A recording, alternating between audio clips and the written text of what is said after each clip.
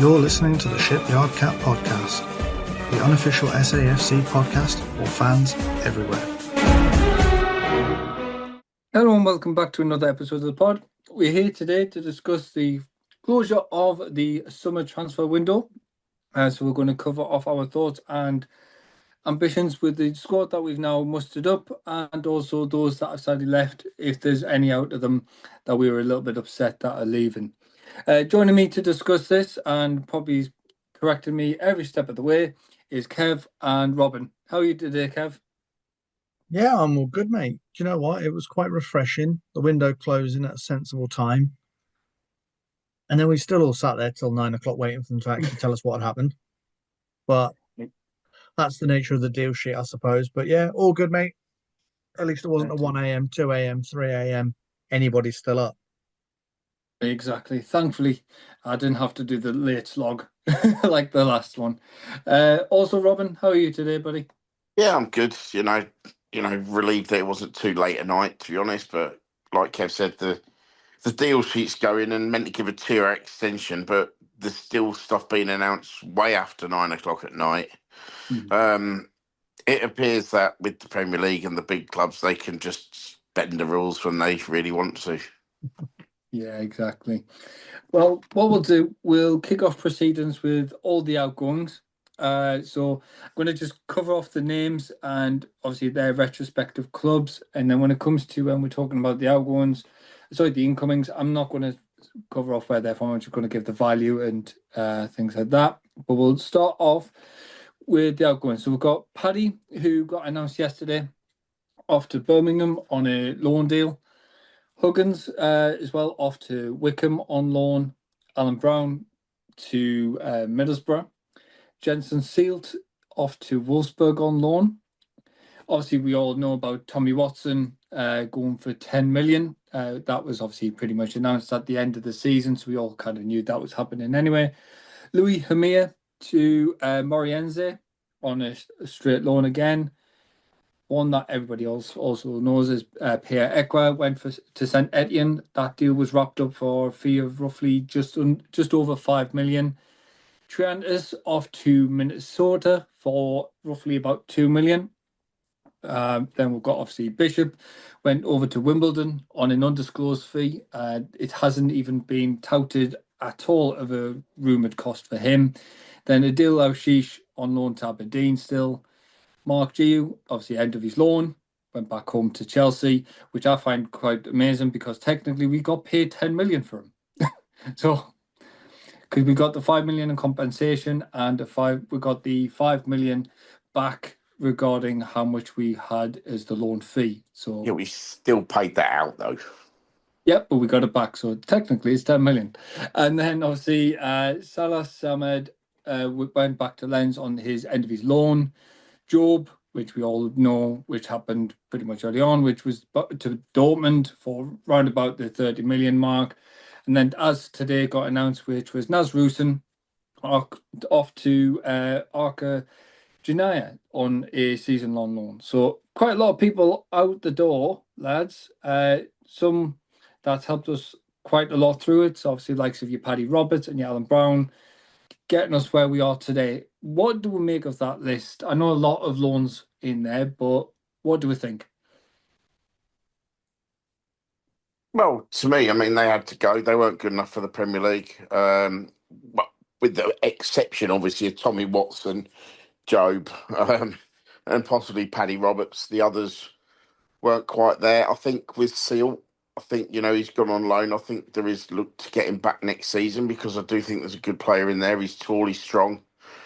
I think he could adapt to the Premier League, but we just need to give him game time. And I think, obviously, in the Bundesliga, at Wolfsburg, he will get that. They're a steady club. They're pretty well established in the Bundesliga. They sort of challenge for Europe one year and then drop off the next, and then back up into the European spots and so on. It's, I suppose it's a bit like them clubs that can't cope with the 2 games a week, so to speak, with the size of the squad. It's not that, the biggest of squads and that, but he'll get football there, which is the main thing. Yeah, Paddy was the one for me. I'd have liked to have given him a bit of an opportunity. I think he offered us something different. But the style of play that we're playing this season already, we've touched on it during the reviews of the games, but we seem to be more focused on going down the wing, getting the ball into the box, getting crosses in, rather than, Paddy intricately dribbling it through the defence and, coming up with something. But I know you're going to touch on it in a moment. We did bring a replacement for him. Very, very similar type of player. However, his stats are slightly better. He has more end product. I'll let you announce that one in a bit, Adam. So, yeah, I mean, the window's not shut as such yet. It's shut for incomings for us, but obviously, you've got the Eredivisie, which is still open. You've got Turkey still open. You've got Saudi still open. Portugal's still open for another couple of weeks as well. And then obviously you've got National League and Conference for the likes of Harrison Jones. I know Kev's jumping up and down when I mention that. But yeah, there's players that could go out to National League level, and obviously, that doesn't count within the transfer window. And like I say, there's players that can go out still. I think there'll be a few of those. The ones to me which I'd really like to get rid of, and obviously we'll get Kev's thoughts on this as well. Are basically Timothy Pembele, Abdullah Bar, players which have just sort of, I wouldn't say disappeared off the face of the earth, but just sort of done a Jack Rodwell. Mm-hmm. Oh, and Ian Poveda. Oh, you stole my thunder, mate. Yeah, look, I think the outgoing list is an ever-growing one. I think there'll be more to come. It wouldn't surprise me if we don't potentially see some contract terminations, where you get that lovely little statement from a club that say, by mutual consent. I can see that being the potential for Abdullah Bar, Pembele being another one. These are just players that we're struggling to potentially rehome, and the best thing really for the club is to find a fee and let them go. There's always compensation when you terminate a contract, but it's possibly the best way of getting them off the wage bill. Do you hold out for a couple of months and hope someone comes in for them? Mm-hmm. It's only going to work while the window's open. Like you say, when the door shuts everywhere else, what are you going to do? Put them at the academy, get them training. They're not going to feature. What you're wasting the time for. And also, it's not just that. Whilst the coaches are looking and helping those players, they're not spending time with some of the players that might actually deserve the training and the coaching. Abdullah Bar being a prime example, hasn't featured for us for nearly 18 months, hasn't stepped foot in the stadium alight, so something's missing. Mm-hmm.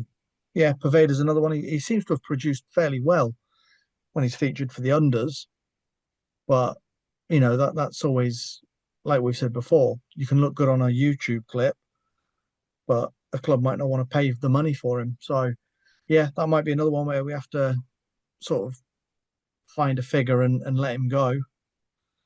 But look, the incomings is what I'm here for. I think when you include all the fees, if we'd classed the loan that we got yesterday as a perm, so if we did buy him, we're over 200 million, which is insane.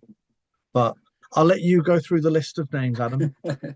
I will in just ever 1 second, because there's one name I did miss off the outgoings list. It was on loan, and I'm surprised Robin didn't bring it up to me. It was Trio El Ghassini. He went on loan to Falkirk, which I think is a brilliant move from him. I think it's something that the club see that can get him the minutes that he needs and try and get him used to first team football. Because obviously the club do see a future for him at this football club, so I can see the importance of that loan. Robin, do you want to touch on that? Because I know you actually rate Triagus in you quite a bit there. Yeah, I mean, yeah, he is. He's very, very talented young man. I think he's another one that signed a contract extension in the summer. Mm-hmm. Which is a big thing. As we said with Human Rig, etc., it protects our asset there. So he's gone out on loan to get first team football, see how he does against men. It is a big thing coming up from academy football. You can play all the academy football you want, But until you're playing against regular first team, you're not going to be at the full pace. You're not going to get the strength and everything, and the dark arts and stuff, and the housery that goes on within it. So it's a big learning curve to play against, full professional, so to speak, rather than academy prospects. Mhm. So it's really good. He's going into the Scottish Prem with Falkirk, if I remember rightly. I think the Bens are up there, and that Ashish is up there. We saw the benefit that it did for Nectar, even though we haven't long term benefited from it. But then we bought him for a couple of 100,000 and sold him for 2.5 million or something. So Yeah. it's what 10 times what we bought him for, so it's profit, and it helps us to turn the books over and keep us within the PSR things. Mhm. And that's what you've got to look at. If these players aren't going to cut the cloth, so to speak, and we've signed them cheap enough and we can get rid of them and make a bit of money, then it's the main thing. I mean, you're not wanting to get away from us much, but you look at the amount of money that Chelsea sold for in this window. They sold £300 million worth of players. Yeah. Where obviously they spent a lot of money previous years, but it's that thing where they bought players in and they're selling them in at profits. Nicholas Jackson, they've doubled their money on him. And, who would have thought of that with the amount of stick he got, because everyone was saying he wasn't that good and that. But obviously another team in Europe seen the potential there for another, what's a young, pretty inexperienced footballer. So, yeah, I mean, it's the right way to do business. Obviously Tommy Watson didn't cost us anything. So that's pure profit. Obviously, Job cost us, what was it, 1.5 million, wasn't it? Yeah, it wasn't too expensive. It wasn't a lot. So, and he's gone for the best part of 30 with all the trimmings with it once it's done. Yep. So, yeah, I mean, it's good business though going out, but like we said, there's just a few more that really need to go. Yeah, it's going to be an interesting one because, as you said there earlier on there, Robin, obviously the window is officially closed for incomings. Obviously, free agents can still possibly come in. Obviously, there's other transfer windows still open where people can be put over if needs be. Let's touch on incomings then. And this is where you two are going to correct me all the way through it, I can guarantee it. But we'll start off with the one and only Enzo Lefebvre, came in for 20 million. You guys know exactly why I've put Enzo first. Oh, And then he was the first one through the door. Well, one, that, and two is my favourite. So I get that wish. And then obviously Habib Diarra came in for the record transfer fee of around about 30 million. Then Noah Siddiqui for 19.5. And then obviously Ronaldo Mandava on a free. Temzadine Talbi came in for, once again, 19.5. Simeon Adringa for 20.5. And then the man of the moment, which everybody's talking about after singing his heart out, was Granit Xhaka for 17.5. Robin Roos, who, funny enough, Robin adores, for 11.5. Then we've got Arthur Masuaku on a free. We've then got Omar Alderete for 10 million, which I think is an absolute steal, the way he's performing at the minute. Nordi Michele for 12 million. And then this is where I struggle. I do apologise for my pronunciations. So the Cheryl Giatrudia on a loan, but as Kev mentioned before, there's the possibility, obviously, that can be turned into a permanent deal at the end of the summer next year, which is looking, I think, Kev, correct me wrong, I think it said about 18.5 million for him. Give or take. And sorry? Give or take. 18 Give and a or half, take, yeah. And then obviously Robin loosely mentioned as well about Brian Brobby from Ajax for 25 million, which I think is incredible because obviously we got rid of we had to take Mark Gu back, so I've put him in the incomings and outgoings because obviously he did come in because he came on a loan. But we've went for, to me, I think we've went for an out and right striker who knows where the net is, and his record stands for itself. And then Bertrand Traore for 2.5 million deal. So once again, a lot of incomings. I've totaled that roughly up to roughly about 184 million that was spent in the window. And as you said, Kev, if you do count that as a permanent deal in the summer, that'll take us to 200 million spent. Wow. Hopefully, I didn't mispronounce many. That was an expensive goal Tommy Watson scored, eh? That's major. But lads, like to me, I in my wildest dreams, I didn't expect us to spend that. Yes, I know we needed a bolster, but I think nobody expected just shy of 200 million in effectively one window. I mean, it's an astonishing amount of money, to be honest. I think obviously some of it's been forced. I think Yeah. Romain Mundle getting injured like he did has forced us to spend a little bit more. Obviously, Ballard, even though it's not meant to be long term, has probably forced us to spend a little bit more. You know, the perpetual lack of fitness of Sirkin, Elise, Leo Hjelde, you know, Huggins. Yeah, there's money there that you think, well, you know, we've got to then replace them because times last season, you know, we were struggling. We were bare bones because we had no cover, and you can't afford to do that in the Premier League. You know, if you go into the Premier League season unprepared, and then you're missing players who you thought, well, we got three left backs with, you know, Sirkin, Elise, and Held, and we've got three lads that can play there. Two of them can play in the centre and so on.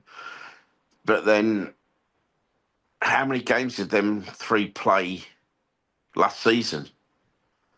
It probably wasn't the 46 league games combined. You know, and you just can't afford to do that in the Premier League. So, yeah, I think our hand was forced a little bit. But obviously, with the scouting network, and obviously Christian Speakman, and obviously Gisolfi coming in and using their connections, they've managed to unearth some absolute gems. And when you listen to it on the radio and stuff, and talk sport, etc., and that, and a lot of the pundits are saying that we've possibly had the best transfer window in the Premier League because of everyone that we've brought in, and we've gone from what was obviously relegation favourites because it's the easy option to say that with what's happened the last few years, to a team there, these people are going, we think Sunderland's going to survive. We think they've done the right sort of business. They've brought enough players in of the right quality that they're going to be competitive. And, you know, 2 wins out the first 3 games sort of shows that. I think that's the biggest thing for me is when you do listen to, you know, certain radio stations or watch certain sports channels, Talk Sports, Sky Sports. Yeah, the big thing you do hear from a lot of the pundits now is, wow, what a window. You know, I think the pivotal part for me was probably Granit Xhaka. Because when we brought him in, I do think a lot of players probably that weren't really tempted thought, hang on, I'll have a bit of that. You know, yeah, okay, we did bring a lot of players in around the same time as him, but I do think that probably helped get, you know, Masuaku, Alderete, etc., over the line because they've thought, hang on, they've either played with him or against him in the Bundesliga, and they've thought, if he's gone there, there's a reason he's gone there, and it's just helped. And you know, let's not talk about it, but when December comes and the window starts again, I don't think we're going to need to do much business. You know, December's always been the window where the struggling sides have to go hard to stay up. And I think realistically, if anything in December, it's going to be trying to hold on to the assets that we've got. Dan Neil, for example, will be a prime example. If he doesn't sign a new contract, December's probably the window where we move him on. But look, let's not, you know, talk about too far ahead in the future. I just think, you know, what a window this has been. You know, I've heard mixed reviews. Obviously, yeah, sending Guiu back down to Chelsea. That was a kind of a forced hand, but fair play to the club for actually agreeing to it and then getting something out of it. Because, you know, Chelsea, despite their experience, didn't actually put a recall clause in this contract. So it needed negotiating to actually send him back. I hope for the kid's sake, Liverpool actually, not Liverpool, Chelsea actually use him, because for me, that would be the most unfair bit of business really for them, to recall him and then not use him. But yeah, bringing in Brobby, I think great move. The lad had a bad season last year, but it's well documented that he had a lot of issues in his personal life. Obviously, we all know that less than 2 years ago, there was a lot of trouble and bother in Ajax, where fans were rioting, etc. So that will have unsettled his seasons. But hopefully, we've got him in at the right time of his career where we can kind of polish the edges and round him off, and hopefully, you know, get a £25 million striker out of him. I mean, just on the obviously the GU thing, I think there was actually a recall clause in his deal, but it was for January because obviously no one expects a player to go back in the same month you loan them out. Obviously with the Liam Delap injury and stuff, and the fact that they tried to stop Nicholas Jackson's move to Bayern Munich because obviously they wanted to use him, but obviously him and his agent dug their heels in and said we're not going back, which sort of forced their hand a little bit because they had run out of time themselves to find a striker of what they deemed worthy to come in. Yeah, I mean, I'm not sure how we managed to be compensated. Obviously, it shows good willing between the two clubs, and it also leaves a door open for future loans, etc. Because we've basically done what they've requested and let their player go back to them. Yeah, it's cost them a few quid, but we've had to then fork that out again on other players coming in. So yeah, I mean, fair play to the club to managing to do that deal. I mean, like I said, I don't know how they did it, but it just shows that the way the club's being run. I know we've touched on it before. It is going to be sustainable. We've got an opportunity here to push forward and make things, right for a long term. I think the other thing I was really impressed with, and obviously Speakman has mentioned it briefly, is the fact that they've been watching Brobby for the month. There must have been a moment when Chelsea's recall happened and the club went, right, let's just get this done. Because, that all happened around, 10, 11 o'clock at night, the night before, so 2 days ago. And by 8 o'clock in the morning, we were all waking up to a here we go from Fabrizio Romano saying that Sunderland have basically just gone and got it done. There's no messing around. They were interested. They've gone and done it. So fair play again to the recruitment team for just getting on with it. It wasn't a nervy 6:59. Is there a deal sheet in for him? As far as we knew, medical done. Everything was signed, sealed, delivered for him, other than a scarf shot, which we haven't had any of because it's the summer. But yeah, I just think fair play to Speakman and Gafolsi for just getting it done. That was a big thing for me. Is we all woke up to numerous messages of Fabrizio saying, here we go, Sunderland. And it was like, wait a minute, it's not even 9 o'clock yet, and Sunderland have signed nearly 3 players already. What? And it was like, wait a minute, our day hasn't fully begun at work. Why is the club working this quick? Just to test you again, and what's the name of the winger we've brought in? Traore. I'll give you that. Fair play. I mean, that's another one. Keith Downey at one point, I think it was 6 o'clock, said, no, I think it was 5 o'clock, said, "Oh, deal off, not interested." They did explore it, but they're not doing it. So then 1 hour later, go, done deal. Like, I think what had happened was the club, from what I understand from the Downey message and what he's been saying on his socials about it, was the club were happy with everything that we established and what we mustered. I have a feeling potentially there may have been some kind of niggle, or the club knows a little bit more about obviously Mundell's recovery time and acted and went, actually, we'll get him when it is a replacement, because it's only a 1-year deal with an option of an additional year. So 2.5 million for a year that, say, if he's not used as much as he needs to be, is 2.5 million compared to spending 25 million on a winger, where you then don't know what to do. One I thing I would. actually, Do we sorry, think the Adam, Paddy I Roberts actually deal quickly might have been? feel Yeah. that I think it was more to do with the Roberts deal. Yeah, I think Roberts obviously had the interest, he had the desire to go, and I think the club probably wanted to keep Paddy. But then probably gone, well, look, how much game time am I going to get? If I'm not going to get that much game time, I will drop down the championship and get game time.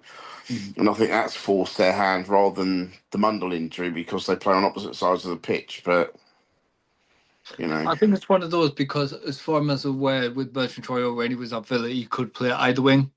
So I do see where you're coming from in regards to obviously Paddy's obviously turned the hand. One thing I want to touch on before obviously the announcement of our lovely new chief financial officer. I'm just going to stick with his first name, Mike. Obviously, that's another incoming for the club and the board, which is quite interesting to see that we've got somebody else joining the board. But once again, it's another great thing for the club having somebody from what I understand, of his stature. What was Mark T's farewell statement that he put on his social media?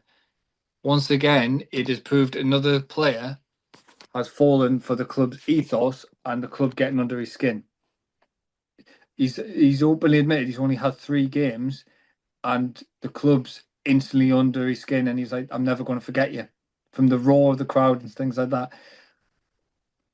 How amazing is that for a player that's only been with us that short amount of time to come out and be like, yeah, this is the story. yeah. I mean, look, you've got to say fair play to the lad for actually saying goodbye, because Chris Mepham got promoted with us, never said goodbye. Yeah. Like, for me, a player that's been here for 28 days or whatever it is, to actually take the time and effort to say thank you and goodbye.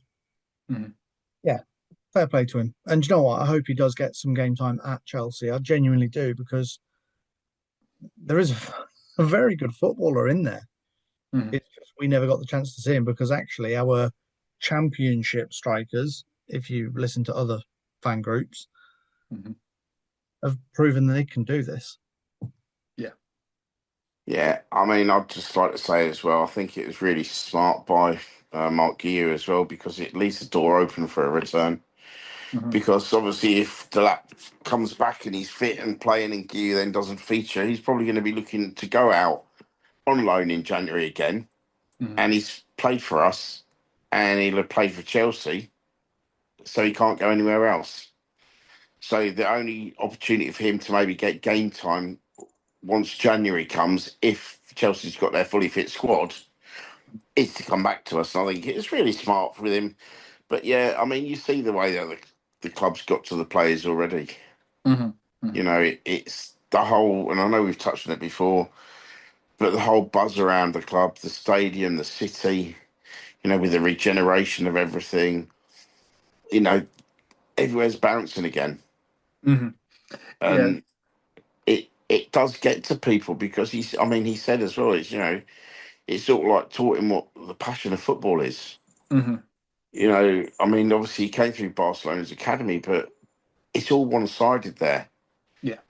They expect their teams to win.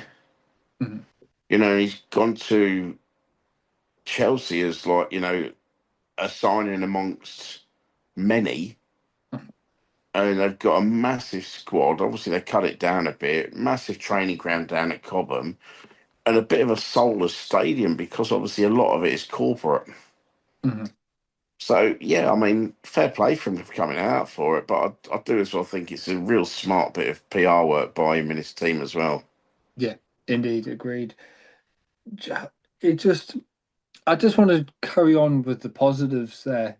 And obviously, Robin, you mentioned obviously the club's obviously got under the skin of all the new players as well. And I think the club managed to latch onto that and use that for a little bit more of PR to make us more noticeable, shall we say, is the whole fact being you've now got, at the end of the game, you've always got if you've got Mayenda singing Wise Men Say, you've got Wilson, who sang it from day one pretty much because he just fell in love with the noise of the crowd. You've now got Granit Xhaka singing it.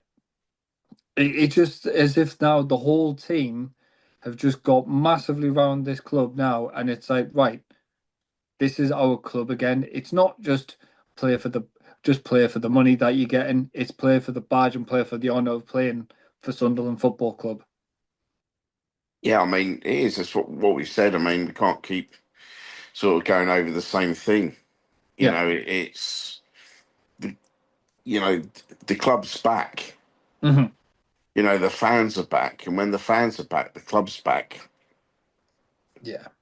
and that's it. I mean, obviously, a couple of other things. Obviously, we haven't really touched on with the transfer business, and that the other good bit of business we've done this summer was obviously the extension of the deals.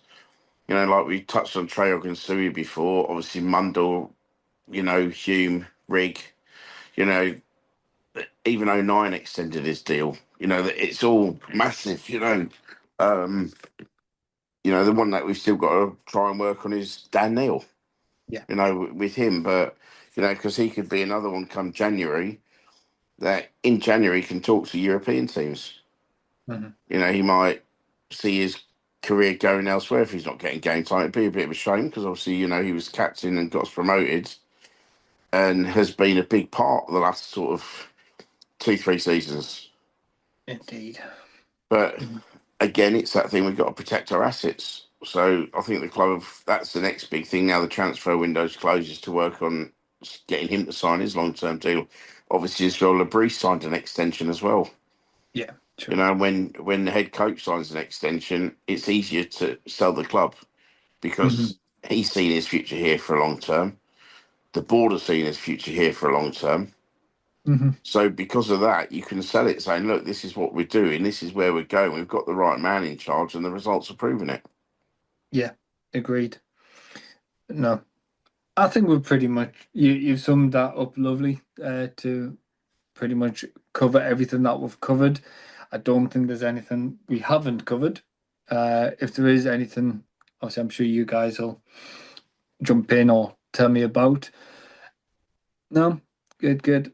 So, lads, I just want to say a massive thank you for breaking that down with me. Obviously, hopefully, I haven't butchered too many names. I think I did quite well for once with all the incomings that have came in. Uh, Thank you everyone that's listened in, and we appreciate this. We know it's a quick turnaround time from a review, but we thought we'd give our thoughts and opinions on the incomings and outgoings of the summer window. Thanks to you joining me, Kev. Yeah, my pleasure, mate, as always. Excellent. And a thanks to you, Robin. Thank you, Adam. And also, thanks to be with Kevin. Chew it all over again. Yeah, indeed. And as ever, we'll see you on the next one.